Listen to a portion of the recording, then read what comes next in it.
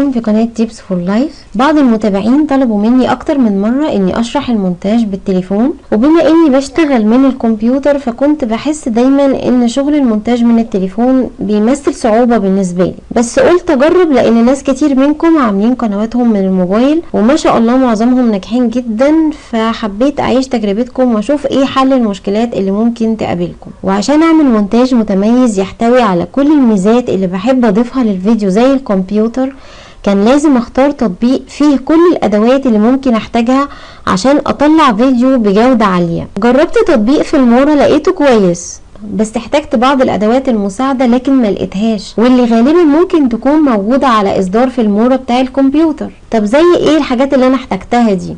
يعني لو مثلا عاوزة اضيف طبقة فوق الفيديو الاساسي، سواء كانت صورة او حتى فيديو تاني زي فيديو الاشتراك اللي احنا بنضيفه لفيديوهاتنا او صورة شعار القناة، لقيت ان فيلمورا بيسمح باضافة طبقة فوق الفيديو، لكن الطبقة دي بتكون صورة بس، مش بيسمح باضافة فيديو، وبالتالي برضو ما فيهوش الخيار اللي بيسمح بإزالة الكروما عن الفيديو أو الصورة. هو فيلمورا يعتبر تطبيق كويس بس مش احترافي زي اللي على الكمبيوتر أو اللابتوب، لكن هو حلو جدا في عمل فيديوهات سريعة، وعنده خصائص الانتقال بين الصور أو الفيديوهات جميلة قوي ومتنوعة. لكن ما كانش ينفع أقدم لكم شرح مونتاج غير على تطبيق يكون متميز ويستحق الرفع على يوتيوب. فبعد البحث والتجربة لقيت ان تطبيق كين ماستر فيه العديد من الادوات اللي ممكن نحتاجها، واللي هتسهل علينا ان احنا نطلع فيديو او ننتج فيديو راقي جاهز للرفع. فيلا نبدأ مع بعض نشوف طريقة عمل التطبيق.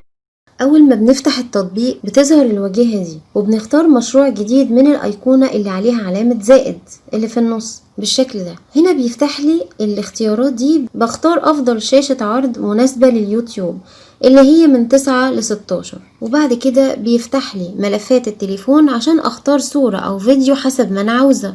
هختار مثلا الفيديو ده. اول حاجة انا او اي حد عنده قناة بيحب يحط مثلا مقدمة للقناة بتاعته، الفيديو ده اوريدي معمول له مقدمة. على فرض ان الفيديو ده ملهوش مقدمة، انا همسح المقدمة دي. طب همسحها ازاي؟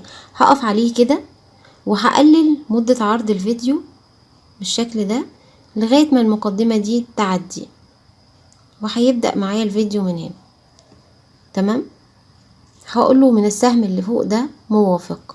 طيب عايزة بقى اضيف المقدمة. في عندي في الدايرة اللي قدامنا دي حاجة اسمها وسائط وحاجة اسمها طبقة. طب هل انا هضيف المقدمة من خلال اختيار طبقة ولا من اختيار وسائط؟ لا، علشان اضيف المقدمة لنفس التايم لاين بتاع الفيديو بتاعي، نفس شريط الفيديو، هختار وسائط عشان تتحط المقدمة على نفس الشريط اللي فيه الفيديو. لكن لو انا عايزة المقدمة تبقى فوق الفيديو تتعرض معايا في نفس الوقت، يبقى انا هختار طبقة. لكن طبعا ده مش هيحصل، احنا عايزينها تبقى قبل الفيديو ما يبدأ، فهختار وسائط. من وسائط هختار فيديو المقدمة اللي انا عاوزة اضيفه. كده المقدمة جت قبل الفيديو بتاعي زي ما انا عاوزة بالظبط. هقوله من السهم اللي فوق موافق، ونشوف كده عرض الفيديو.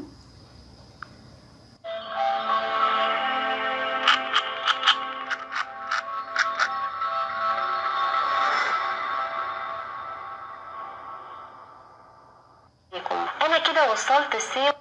طبعا كده الفيديو بدأ على طول اهو من غير المقدمة القديمة اللي انا حذفتها، وحطلي المقدمة الجديدة اللي انا كنت عاوزة احطها. طيب ايه علامة البلس اللي ظهرت دي بين المقدمة وبين الفيديو؟ يعني بين المقطعين دول في علامة بلس. علامة البلس دي لو انا ضغطت عليها كده هيفتح لي هنا على اليمين تأثير الانتقال، يعني بدل ما الفيديو يتفتح وراه فيديو تاني على طول كده او صورة من غير اي مرحلة انتقالية، لا هو بيجيب لي اشكال مختلفة للمراحل الانتقالية او تأثيرات المراحل الانتقالية. فبختار اللي انا عاوزاه، مثلا ده بعمل له كده واشوف شكل الانتقال عامل ازاي اهو. ده هيكون شكل الانتقال.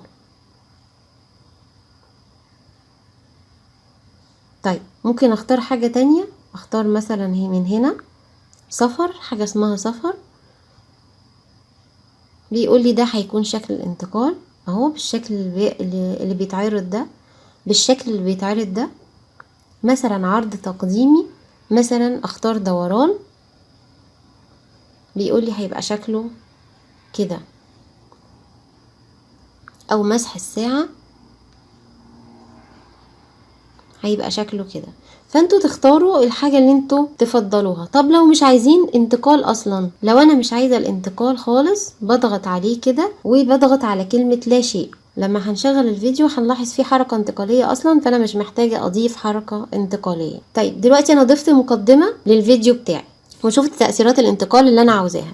طب انا دلوقتي عايزة اضيف فيديو الاشتراك اللي احنا متعودين نضيفه اثناء عرض الفيديو اللي هو معمول بالكروما. هل هختار وسائط ولا هختار طبقة؟ هختار طبقة عشان يتعرض في طبقة لوحده خالص او في شريط لوحده خالص، وهختار من طبقة كلمة الوسائط اللي فوق دي، وهروح لمكانه على التليفون واختار فيديو الاشتراك اللي هو بالكروما. حاجة مهمة قبل ما اختار فيديو الاشتراك، اكون واقفة في المكان بالظبط اللي انا عاوزاه يظهر فيه، لان انا لو وقفت في مكان تاني مش هعرف احرك فيديو الاشتراك لغاية المكان اللي انا عاوزاه. وفي الاخر بقول له موافق كده من السهم اللي فوق. طيب انا دلوقتي عايزة اشيل الكروما، لازم اقف على الفيديو اللي معمول بالكروما بحيث يتنشط معايا بالشكل ده ويبقى حواليه برواز اصفر. تمام. وبروح للوحة اللي موجودة على اليمين وبختار منها حاجة اسمها مفتاح الصفاء، او لو انتوا شغالين بالانجليش هيبقى مكتوب عليه كروما.